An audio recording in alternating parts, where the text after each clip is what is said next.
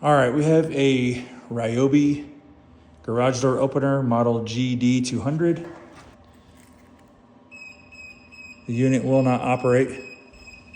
Anytime you press the remote, that's what it does. So we'll let it cycle through. Now, normally to set these limits on the back, that's the first thing we'll try to start is by setting the limits to get the door programmed. You'll come here and you hold the up arrow for a couple seconds until it flashes. All right, that right there is a problem because it's making a noise. It's flashing up. So when I hold it up, it's not moving. I hold it down, it's not doing anything. All right. So when you get this problem, obviously you can start off by unplugging the unit. Wait a couple seconds. And then try it again. See if unplugging it works. And then it's still doing the same thing, so that's not gonna work. You can see I'm holding it up, it's not doing anything. All right, so what you wanna do is now you wanna check your sensors. And you can see here we have a red light right there. And on the other side, we actually don't have a light. So that's not lit up. It's actually flashing. So that's probably gonna be the issue. See it? So let's adjust the sensors.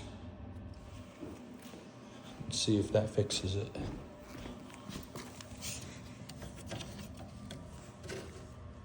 There it is, right there.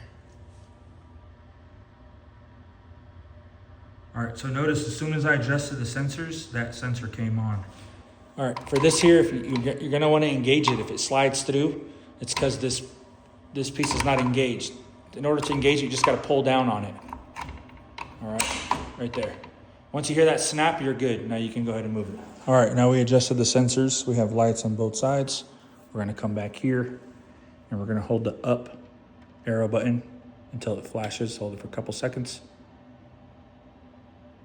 There it is. It's flashing. Now we can bring it up. There it is. Okay. You see where your carriage is?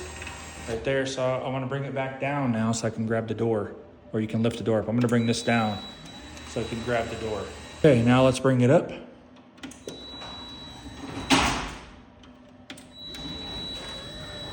There it is.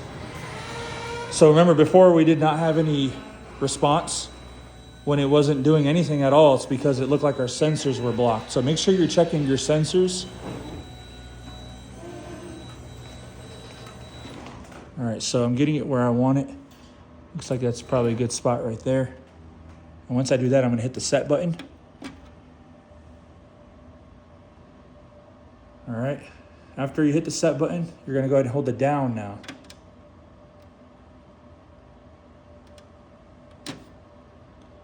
It's the flashes. You can't see it here, but it's flashing right there. And then you're gonna hold it down.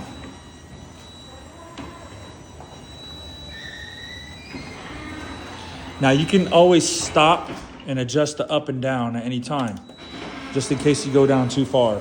But I usually don't let the door go down and slam the floor. I'll stop it just a little bit before, and then I'll start holding it down slowly to get a good seal. But I don't let it go down too fast so that it doesn't bend the rail.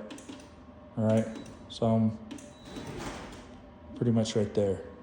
All right, then I go ahead and hit the set again and let go. Once you're done with that, you're gonna go ahead and press the up arrow button one time and let go.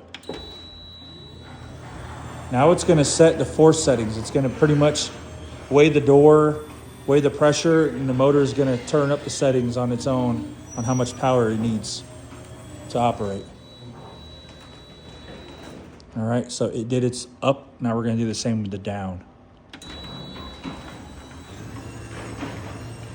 Same thing, it's setting the pressure on the motor.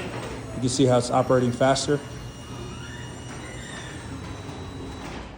All right, we can test it out now with our remote. There it is.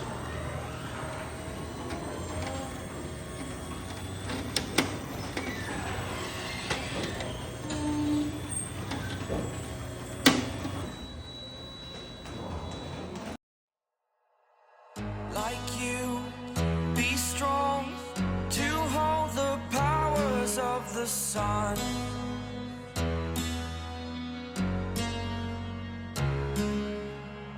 To dream